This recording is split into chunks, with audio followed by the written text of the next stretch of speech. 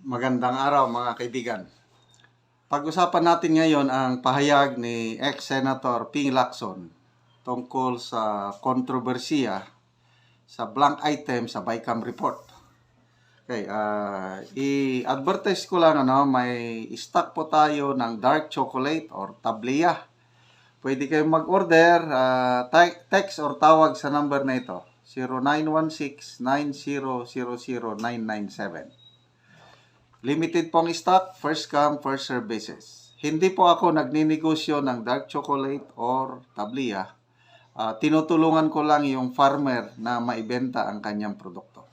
Okay, napakasarap po ito produkto, organic. So dito sa post ni Ping Lacson sa kanyang social media account, sabi niya, on the reported blank appropriations in the 2025 budget. By the way, isa si ex-Senator Ping Lacson sa hinahangaan kong senador when it comes to budget scrutiny is concerned. I can feel his sincerity na dapat walang korupsyon o hindi sayangin ang pera ng taong bayan. Kaya saludo ako dito kay Senator Ping Lacson. So ito na, may pahayag na siya kung sino ba talaga may pananagutan tungkol sa issue na ito. Sabi niya, the BICAM report on the 2025 budget that reportedly contained blank appropriations and was signed by the bicameral conference committee members looks like a repeat of the 2019 General Appropriations Act when former President Rodrigo Duterte vetoed 95.3 billion upon then Soto-led Senate's strong representation after we discovered anomalous entries in the printed enrolled bill that were not reflected in our ratified BICAM report. So, nangyari na pala ito. 2019. So, tapos na yung BICAM.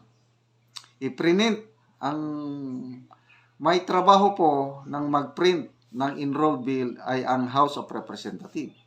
Tapos ng BICAM sinubmit ang enrolled bill. Nako, may isiningit na wala doon sa BICAM report, inilagay doon sa General Appropriations Bill. Nagreklamo ngayon si Senator Lacson, Senator Soto, naglabi sila kay Pangulong Duterte at yun, vineto. Ginanon ni Pangulong Duterte 95.3 billion. So nangyari na pala ito noon. But mabuti at may Lacson, may Soto noon na naging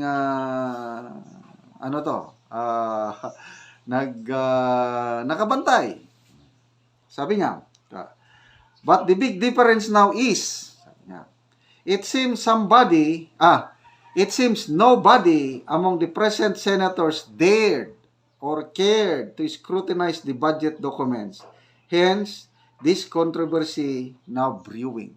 Malaking kaibahan. Ang mga present senator ngayon, example, Senator Amy, parang may nakita na niya na blanco-blanco. Wala. Ang ginawa lang niya, hindi lang siya nagperma. Although, parang nanawagan sa kapatid niya, sa presidente na pag-aralang maigi, huwag basta-basta pipirma. Ano pa? Ang mga senador, perma. Sino yung mga pumirma? Gatchalian, Villanueva, at iba.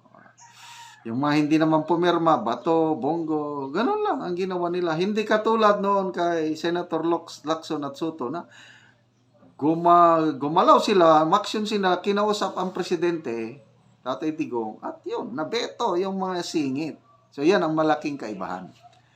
Ang present Senate leadership ngayon, Senator Escudero, sabi niya, wala, kailang may palusot. Meron daw provisions doon sa BICAM report na ang Finance Committee, Appropriations Committee, authorized daw na mag-fill in the blanks. Yan na. There's something fishy yung paliwanag ng Senate President. Okay. Next, ito, mabigat. The Filipino taxpayers deserve an explanation. Yan na. Paliwanag nyo. Ayan. Salamat po, Senator Lacson, sa inyong statement. The Filipino taxpayers deserve an explanation. An examination of the enrolled bill printed by the House of Representatives and comparing it with the ratified BICAM report will expose those responsible. Correct. So, yung BICAM report na pirmado, yun, lumalabas may blanco. I-compare mo ngayon sa enrolled bill.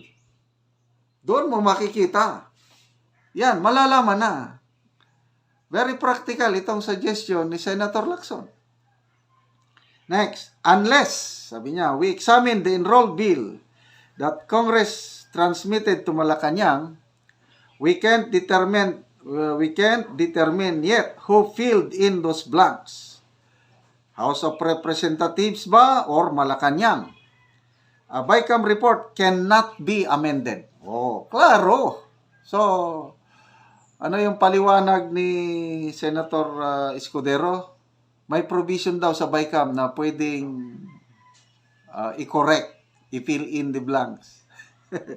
Sabi niya, a BICAM report cannot be amended. It is only subject to being ratified or rejected by either or both houses. If the enrolled bill is different from the ratified BICAM report, the House of Representatives, being in charge of the printing, should explain, as in the case of the heavily vetoed 219 GA. If the enrolled bill is still contained the blank spaces, the burden shifts to the executive branch, particularly the Department of Budget and Management. Klaro, naintindihan ko na. Dapat busisihin ang enrolled bill, yung gap, i-compare sa BICAM report. Doon mo malalaman sino ang mga magicians na tinutukoy ni Congressman Ocab na nag-fill in the blanks. Saludo ako kay Senator Lacson.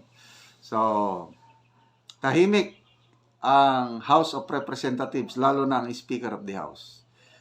Senate, nagsalita na ang Senate President na wala daw ano. Sabi niya, sige, magsampa na lang kayo ng kaso. Yun na.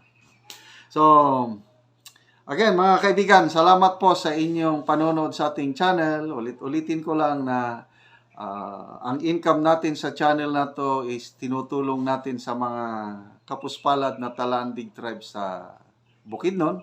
So, nagbibigay po tayo ng 10 yero kada pamilya at 10 kilong assorted nails para ma-repair nila ang kanilang mga sira-silang bahay or makapagpatayo ng bagong bahay ang mga walang bahay. Panoorin nyo ang video na ito. Salamat sa inyong panonood, lalo na sa mga hindi nag-i-skip ng ads. Muna ni siya ang gabalay pod nga nagtukod na og balay niya apan wala siya hero. Og kini nagkinanglan gyud ni siya og tabang. Gabalay ka diha kol? Oo. Oh, na Kinahanglan kayo tabig tabang. kinanglan kag tabang. Oo, kay wala kayo mong Wala kay mapalit. Way kapalit. Oh. Ato bang direkor ayaw ka ulaw. So wala gyud mo balay, galuon ra gyud mo. Oo, galuon ra ni diya kang mama. Oh, ang iya sa dinanay, gubaw na pud nga balay. Na ikaw galuon pa gyud ka, so nakadesisyon ka nga magbalay na lang kay wa kay balay. Oo. Lagi ba? Oo, sige kay kini nga nakita naman gyud nga nagtukod kag balay, matagaan gyud ka gero. Oo, og uban sa mga panalangin pagampo sa Ginoo. Nga kini og magpasalamat pud ta sa kuan kanang tanaw sa YouTube aron nga matabangan mo. Oo. Oo, kay nga maluoy sila sa inyo nga wa gid mo balay. Pila na mo ka tuig nga galoon ni nanay? Dugay-dugay na. Dugay-dugay na. Lagi na nakadesisyon na lang ka nga magbalay. Oo, magdesisyon lang ila nagkuan ning Sige pa. kulong balay nga. Oo. Padayon na lang ni nga imong buhaton nga hangtod nga dali ra mahuman gyud ni kay aron matagaan ka giro maka human ka og balay sumayo na atong kawimtang basta na natay balay. Oo. So nagtukod na gid kadaan. O mo na ni ilang balay.